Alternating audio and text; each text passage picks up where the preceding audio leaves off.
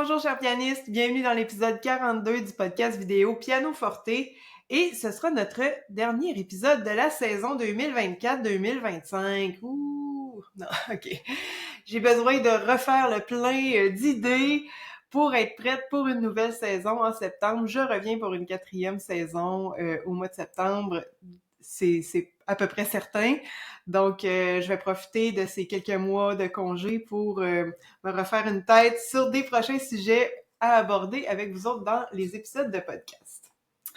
Le dernier épisode, il arrive un petit peu en retard parce que j'ai eu des contretemps, j'ai été malade. J'ai eu à organiser un festival, justement, qui a eu lieu dans les derniers jours. À l'heure où j'enregistre l'épisode, je viens de terminer mes derniers messages pour remercier les gens d'être venus, mais c'est pas tout à fait terminé parce que ils ont encore accès à l'espace dédié du festival pendant un mois. Ils peuvent poser leurs questions, discuter entre eux, écouter les ateliers en différé s'ils n'ont pas pu être là en direct. Donc, j'avais envie de terminer la saison en t'amenant dans les coulisses de l'organisation d'un événement comme celui-là.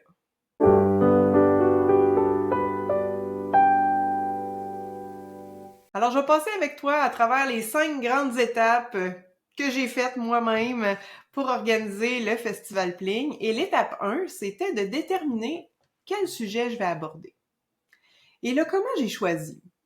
Ben, tu sais que j'ai une grosse communauté dans mon groupe Facebook, 11 000 personnes qui sont dans ce groupe-là, d'un peu toute origine, beaucoup d'Européens, beaucoup de Québécois, des gens de d'autres pays aussi. Et puis, je reçois tous les jours des questions de la part de mes élèves dans ce groupe-là Facebook, en commentaire dans mes vidéos YouTube. Fait que là, j'avais comme une base ici, là. Puis je constate que les préoccupations des pianistes débutants, c'est souvent les mêmes. Où trouver des partitions à mon niveau? Ça revient souvent. La lecture de notes. Comment jouer plus facilement les mains ensemble? Un défi au début, c'est normal. Comment progresser rapidement? Comment je fais pour progresser? Comment je sais que je vais progresser en faisant ça? Puis tu sais, bien sûr, il y a d'autres sujets que moi, je trouve importants pour un pianiste débutant, mais je voulais pas me laisser influencer par ça. Je les aborde, ces sujets-là, de toute façon, dans ma formation complète.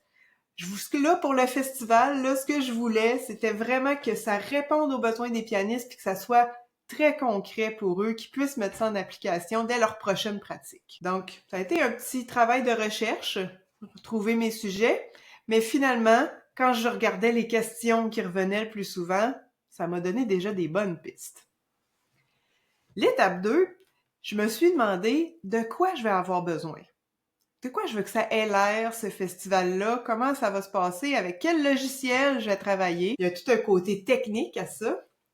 Ça me prenait un endroit où déposer les documents PDF puis les liens qui concernent chaque atelier. Ça me prenait une plateforme de visioconférence pour les rencontres. Je voulais qu'on ait un endroit où discuter, un endroit communauté. Ça tombe bien, j'en ai une communauté, j'ai pu créer un espace là-dessus. Il fallait que j'aie quelque chose pour envoyer des courriels.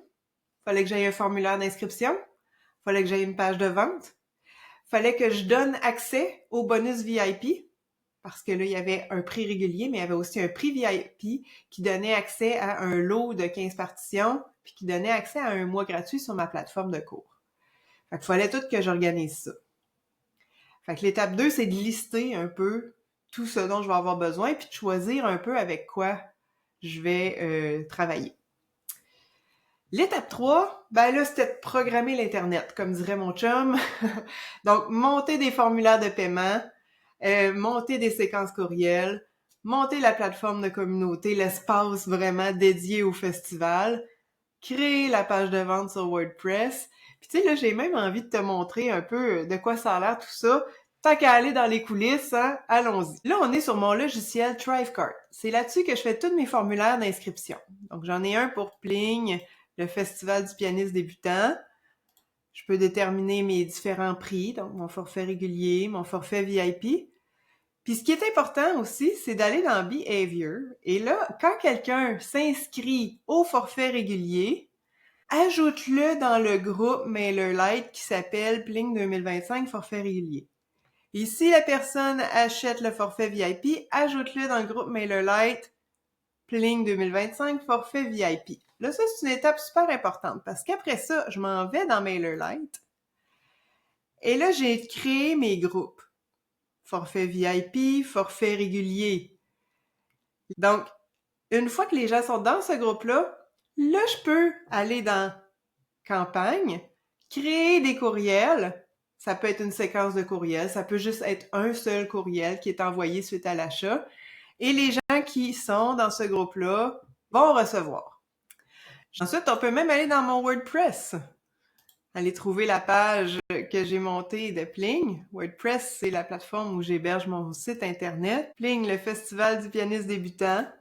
Et là, je peux aller travailler sur la page, changer des choses, rédiger, rajouter des photos, des commentaires. Je peux activer la construction du site. Et puis là, chaque bloc peut être modifié comme ça. Donc oui, c'est un niveau technique, mais une fois qu'on est habitué, là, ça se fait bien. Donc ça, c'est l'étape 3. Plein de trucs techniques que je dois préparer sur Internet. Être sûr que tout ça s'enchaîne, que les automatisations fonctionnent, que ça va bien dans le bon groupe, que le courriel part. Des vérifications comme ça à faire préalablement à la mise en vente des billets, bien sûr. L'étape 4, l'étape 4 n'est pas bien compliquée, c'est le week-end du festival. Qu'est-ce que je fais dans cette fin de semaine-là? Je donne les ateliers, les 4 ateliers. Je vais interagir sur la communauté. J'ai des courriels de rappel qui partent pour dire c'est quoi les ateliers d'aujourd'hui, le lien Zoom pour se connecter, tout ça. Je veux aussi garder l'intérêt, faire bouger ça un peu sur la communauté, poser des questions, avoir un peu des réactions à chaud suite aux ateliers. Donc, c'est un peu tout ça qui se passe pendant le week-end du festival. Puis finalement, l'étape 5, c'est de faire un bilan. Parce que si on ne sait pas qu'est-ce qu'on a fait de bien ou de moins bien, on peut pas l'optimiser ou le corriger la fois d'après. Donc, j'ai eu 14 inscriptions pour le festival en fin de semaine. 12 VIP, puis 2 au prix régulier. Mais là, j'analyse. Ça me surprend pas ici que l'option VIP ait plus fonctionné parce que avec un mois gratuit à plateforme de cours, plus un lot de 15 partitions débutants 1, 2, 3 qui ne sont pas sur la plateforme, donc c'est un plus. Je pense que c'était vraiment un no-brainer. Juste les 15 partitions, ça valait le prix du forfait VIP, puis t'as pas encore assisté aux ateliers, tu sais. Fait que ça me surprend pas. Je pense que c'est un bon coup d'avoir mis cette option-là VIP, puis je pense que les gens vont vraiment en profiter puis partir avec des ressources de plus. Après ça, l'ambiance. L'ambiance était super bonne pendant les ateliers. J'ai vraiment aimé ça. Les discussions étaient intéressantes, les gens étaient intéressés, presque tout le monde a assisté aux ateliers en direct. Fait que ça rend ça encore plus dynamique, encore plus interactif. J'ai pu répondre directement aux questionnements des pianistes, puis là, ils ont leurs ressources concrètes pour les aider à avancer. Un matin, j'ai même eu le plaisir de recevoir le commentaire suivant. Bonsoir Caroline, j'ai bien aimé toute la partie des explications concernant les exercices de coordination. J'en avais grandement besoin. Merci. En passant, je suis très contente de ne pas avoir passé à côté des ateliers que tu nous as offerts. Tout était vraiment intéressant. Ça va m'être d'une grande utilité. Je tournais beaucoup en rond et ça me faisait procrastiner. Tu m'as remis sur le droit chemin. Très gros merci. Moi, quand je lis quelque chose comme ça, là, que ça t'a évité de procrastiner, que ça t'a fait arrêter de tourner en rond, que là, tu t'en vas, tu sens que tu as un chemin, tu as une direction où tu t'en vas, ça fait ma journée, là. Tu sais, c'est ça que je voulais atteindre avec le festival. Donc ça aussi, je pense que c'est réussi. C'est sûr que dans les points à améliorer, peut-être qu'il y aurait, je sais pas s'il y a quelque chose à améliorer dans la présentation du festival. 14 inscriptions, c'est bien, mais sur la quantité de pianistes qui débutent, ça aurait pu être beaucoup plus. Puis j'étais capable d'en accueillir beaucoup plus, il n'y a pas de doute. On verra pour la prochaine année, voir si je vais changer peut-être certains sujets d'atelier. Est-ce que je vais changer un peu juste la présentation, le prix, tu sais, ça c'est à suivre. Je vais regarder qu'est-ce que je peux faire pour améliorer ça de ce côté-là. Mais si jamais t'es pianiste débutant, puis que t'as vu passer le Festival Bling, mais que ça t'a pas intéressé, pourquoi? Qu'est-ce qui t'a pas intéressé? Qu'est-ce qui manquait pour que ça t'intéresse, pour que t'aies le goût d'embarquer? Peut-être que c'était juste une question de timing. Tu vois, cette année, j'essayais de le faire la fin de semaine. L'année passée, je l'avais fait sur le midi, la semaine, 4 midis. Là, j'ai décidé de faire 2 avant-midi, 2 ateliers par jour. Puis je pense que j'ai eu beaucoup plus de présence en direct. Donc ça me convainc. Je pense que c'est une bonne idée que j'ai eue. Mais pour avoir plus de monde, qu'est-ce qui a manqué? Qu'est-ce qui aurait pu être différent puis qui aurait fait que toi, comme pianiste débutant, t'aurais eu le goût de faire le Festival Play? Une chose est sûre, j'ai très envie de le refaire l'année prochaine pour une 3e fois. Je pense que d'essayer des choses au moins 3 fois, ou tu sais, pendant 3 mois, ou tu sais, moi je me mets souvent des objectifs comme ça pour me dire, je veux pas essayer juste une fois ponctuelle. Parce que la première fois qu'on fait quelque chose, c'est jamais excellent, là. Il y a toujours des choses à améliorer. Mais là, quand on le répète, là, on a déjà amélioré des choses. Puis quand on le répète une 3e fois, ou quand on le répète sur une certaine période de temps, comme par exemple mon projet de faire des séances en direct sur YouTube, j'ai dit je veux le faire pendant 3 mois. Question de m'habituer, question d'être un peu plus à l'aise, question de rendre ça à un certain niveau et de voir si on veut faire quelque chose avec ça, finalement. Hein? Tu sais, donc, je pense que faut se laisser le temps quand on essaye quelque chose. Donc, j'ai bien envie de refaire le festival l'an prochain. Je vais voir quelle forme ça va prendre. J'ai 1 an pour y penser. Et ben d'ici là, on s'en va sur le printemps et l'été. Donc j'espère que tu vas passer un beau printemps, un bel été. Et nous, on va se reprendre en septembre pour une 4e saison du podcast vidéo Pianoforte.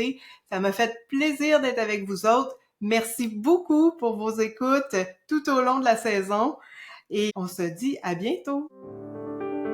Merci beaucoup d'avoir été là!